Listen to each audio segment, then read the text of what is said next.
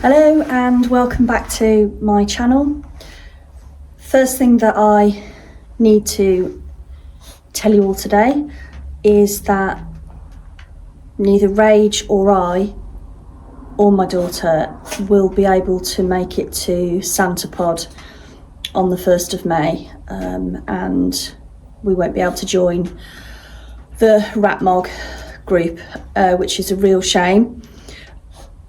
Last week I received a phone call from the hospital, and I've been waiting for an operation which they are doing very quickly at the end of this month, and that means that I can't drive for between 4 and 6 weeks. So even if Rage was up and running and ready to go, still can't get the car there. It's a good sort of 2.5 hour drive from here. Lots of disappointment, as you can imagine. I've worked really hard on this car. I've had lots of huge learning curves. I'm not used to working on such a modern engine and such a different setup. So there's a lot of disappointment, certainly from me. But I will keep going and hopefully get the car on the road as soon as possible. But that has to be done properly and safely. So once everything is sorted, I'll get it in for an MOT. It's MOT exempt, but that doesn't matter. I think every car should go for an MOT. There's not many people that are expert enough out there to check their cars over, and they certainly haven't got a ramp to lift it up and be able to spot things easily. So I'm going to continue up until I think it's around the 27th of this month, then see how I go from there, because obviously I have a full-time job which is a 40-minute drive from home, so I have to organise all of that as well. But in the meantime, the good news is Rage is running. I'll show you a short clip of it. I don't keep the engine running for very long because the power steering pump is not connected. There's no coolant. There's no oil in the gearbox. So I don't want to risk anything at this time. But it was cranked over, and I'll put that in the video for you. So let's go and have a look around Rage now, see how far I've got since the last video, and just talk about, what else I need to be doing. Okay, so here's Rage, and hopefully now in the engine bay we're looking a lot busier. I think this has really spurred me on now, the fact that the car is turning over and running. It was a nightmare. You kind of think, or I thought it was going to be easy just to be able to match up all the plugs from the wiring, and it would be sort of easy and no problems whatsoever. But you'll see I've got items marked in yellow here. This is where I'm struggling to find the connection, or where it goes onto the engine, etc. But I will spend more time on that. So all of the wiring loom is now in. I'd failed to notice a piece of wiring loom, which is all across here now, which was actually running inside and along the top of the MX-5 dashboard, and realised that I had this great big plug here, nothing going into the end of it. There was a lot of head scratching going on, but eventually it came to light as to where that loom was. So good job I hadn't sold the dashboard. So then back to the front of the car. The only issue I have is, obviously this is a Morris Minor and everything has come out of an MX-5. So you haven't got the same amount of space. You haven't got the same brackets for things to bolt to. So again, this is where it's taking up my time, just to sort of find out where different things go. So I've roughly put things in place so that I can start tidying the loom. But there are a lot of things. For instance, the airbox in here doesn't have the room to sit properly. power steering reservoir, that needs a bracket making because, I don't know whether you can see, there's no rail for it to sit on, and yet there was in the MX-5. ABS pump, that needs to be sat in its rightful position, and there are more parts to obviously go on here, so I've still got that to do. The rocker cover needs a repair. So these like little plastic brackets here, there was one here, you can see where the screw was. The screw broke, tried to remove that, and it's caused a hole right the way through, so I've got to get someone to repair that for me. And then I've got the new gasket for this, and then I can bolt that down and be ready to run. Inside looks like an absolute nightmare, looks like a bomb's gone off. You can see that the original person that built this car had already put a steering rack in. It's been modified, as you can see. So that's coming out, and the original MX-5 one is sat down here and everything's plugged into it so that I could get the car to start. The only difference is there's a bracket underneath here, which this rack bolts to, but obviously that's not in line with anything on this rack here. So again, I need help with that because it's not something that I can do. I don't have that skill. I can't look at something and think, that's the kind of bracket it needs. Rear of the car also looks a mess. Mostly wired in. You can see I've got a pair of mole grips over there on one of the earths, so I need to tidy up in here and get my earths fixed down properly. Then this bar that's going across here, I just need to check the original MX-5 seats because that's what I'm going to put in for now, but I don't know whether that bar is going to need removing. If it doesn't, then once I'm finished, I'm going to get something made just to sort of come down the back here and then across, so we've almost got a wall from the fuel tank. Another thing that I'd forgotten to mention on the inside of Rage is the MX-5 binnacles don't really fit very well, and I have to try and find a way around that. But here's one of the binnacles, and I'd spoken to someone earlier in the week, and if I try to recess that into the dashboard, I've got to cut away here. But the problem is, if I cut away, it's going to then start interfering with the demister as well. And obviously the car's going to need that. So the current thought process is this area here. I kind of wanted to keep it original inside, but I've begun to realise, that's not really going to be possible. So it may be that I can recess this into this area here and adjust this area, which is one thing I need to look at. Again, for me, it's a really slow process because I can't look at something and think, oh, yep, that'll fit perfectly. So the one thing that I do when I'm stripping anything down is I'm quite notorious for bagging and tagging every little nut and bolt, simply because I'm not a mechanic. I don't always recognise parts. I don't remember where they go. So I literally, even if they're dirty and I haven't cleaned them up, I'll put them into some cheap, resealable sandwich bags, just scrawl on there what it is. And then later on I'll go back to cleaning it up, tidying it up, and then if I need to rebag it again, I will. And then I just use simple little clear containers. If it's smaller parts like nuts and bolts, I'll use bigger things if it's like the really big parts.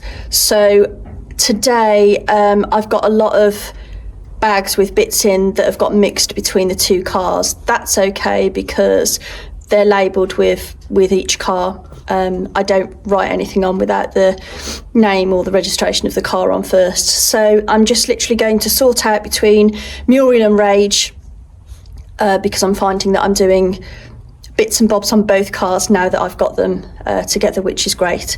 So let's just sort through some stuff.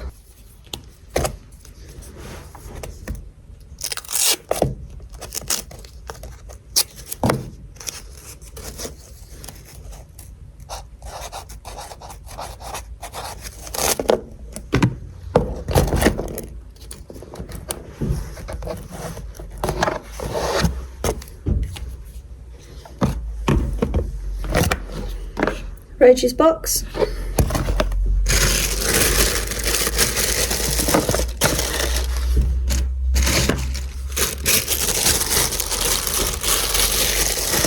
Now, if I were a bit more organised, I would probably separate all the boxes into electrical, interior, engine, but I'm kind of at that point now with Rage where there's not big amounts in each category to separate, so I'm just going to put everything in one or two boxes.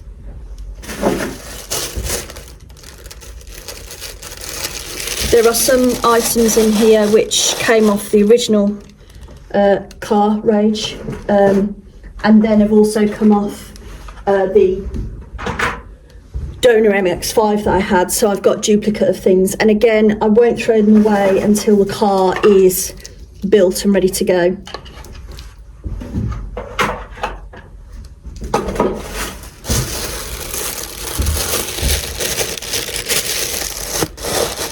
So every bag that I'm putting in, that's got Rage's name on, and it will tell me exactly what's in there.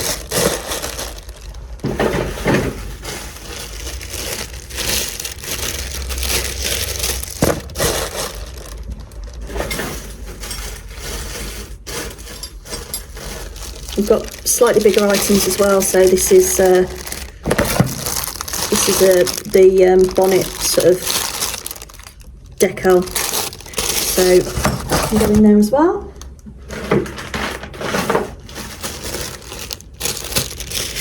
But there's a whole mixture of things from bolts for the doors to dash binnacle bolts. There's so much.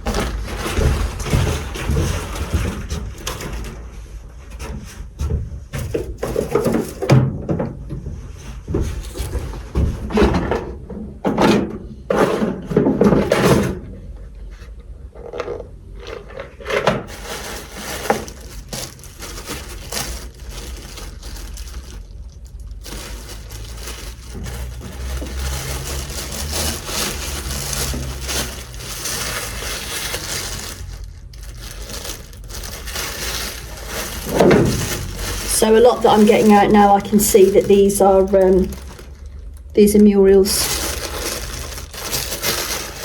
but I just want to have one last check to make sure nothing has got mixed up.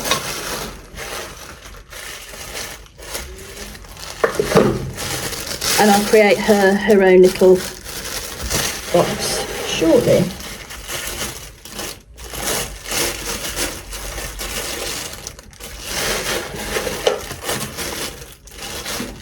Yep.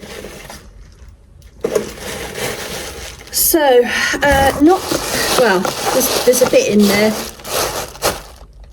Sorry, I've got one last box to check.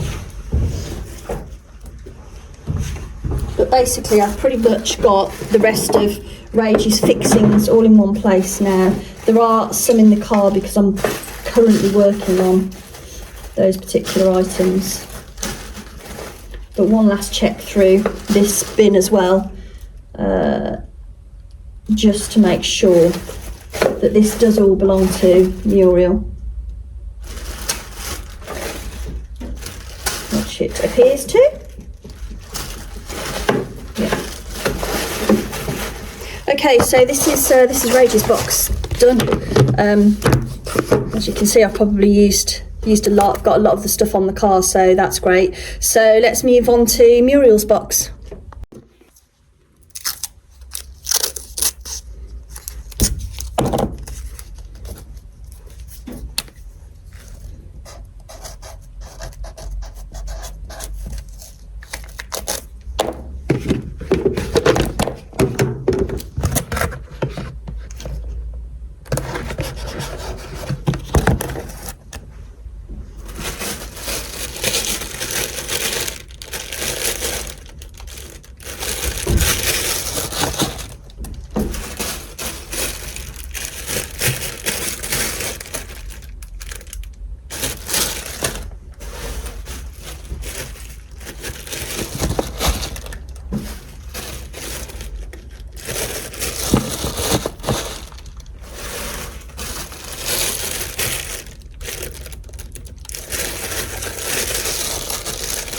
You'll see on this bag, it's a bit scribbly and I'm not sure whether you can see it, but I've labelled what it is, and then I've also put a note on there to say the nut's fallen into the chassis rail and it's near to the master cylinder. So I do sometimes drop myself notes on the parts as well. Like for instance, yeah, you can see this is pretty bad. This fuse that's come off the bulkhead of Muriel. So it's literally in a bag that says replace. So like I say, I don't throw anything away. If it needs replacing, it's labelled that it's got to be replaced. Once that part has arrived, has been checked and is fitted, then those will go in the bin if they can't be refurbed. Now there are a couple of bags that I've noticed that have got things in and they are not labelled, which is quite unusual for me. So I've obviously taken stuff apart, bagged it and thought, oh, I'll label it, and then haven't done it. Again, I will still keep them, fuel tank screws, just so that they may work somewhere.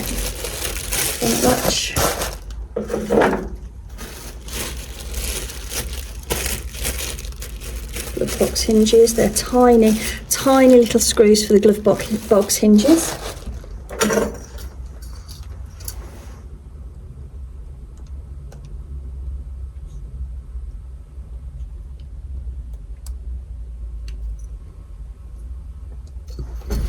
Lovely little warning plate talking about it's impossible to drain the heater. Keep hold of everything like that.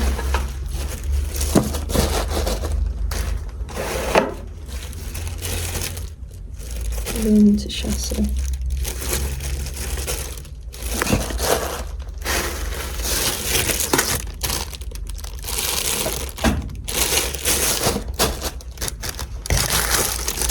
The really important one here is Muriel's ID badges. Keep those safe.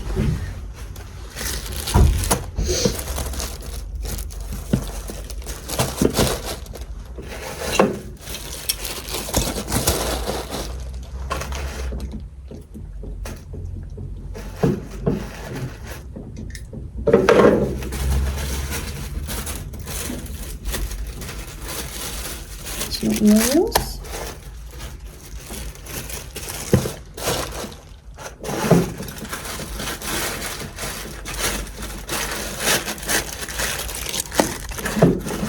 Got some light lenses here, which I'm not going to squash into this box. So I'll put those into a separate box. Now, even in this bag here, I've just labelled it up that it's the driver's side wing bolt, and because there is only one in there because most of them were seized and were ground off. However, I use this because I can take this to someone and say, listen, I need 6 of these. You know, I'm not able to sort of look at nuts and bolts and say, oh, this is this size and this is this. So I literally keep them so that I can go to, I normally go to a company called Toy Trading in Droitwich, and they're incredibly helpful when I when I turn up there, I just hand them nuts and bolts and say, please help, this is what I need. And they're really, really good. So that's what I tend to do. So there's Muriel's fixings, that's all done. And then we're just going to pop the last one in here. This is just her lenses, and that's not all of them, unfortunately, but some of them were broken, they weren't there at all. So yeah, that's not hers. Put that on there. Just label that one as well. And although that doesn't look like a big job, it's just so handy, because at the moment, because I've moved workshops and everything else, I've just been digging through trays and goodness knows what else, and constantly coming across Muriel parts when I'm looking for Rage parts. So yeah, much more organised. So just while I'm waiting for someone to pick up a couple of parts that I've sold, just go back to Rage. On my Facebook page earlier this week, I tried to fire the car up, but it was just cranking over, and I'd said that I couldn't hear the fuel pump priming. And after a bit of research, I found out that the fuel pump on an MX-5 doesn't prime when you turn the key. It primes when the vehicle cranks. So I retried and still nothing. Then spoke to someone else who said, have you got the fuel lines plumbed up the right way around? And I said, oh, I think so. Turned out that I hadn't. So swapped the fuel lines, and the car cranked and started up straight away. I switched it off fairly quickly because I didn't want to cause any damage. But yeah, I think I'm about to show you a very short video of that cranking over, which was great.